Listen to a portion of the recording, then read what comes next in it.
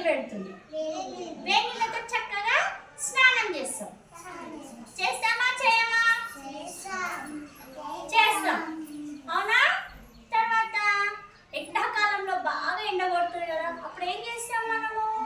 చల్ల నీళ్ళు తాగుతాము. ఏం తాగుతాము? సరే, ఇప్పుడు మనకు వేడి నీళ్ళు చల్ల నీళ్ళు ఎలా ఉంటాయో చూద్దాం.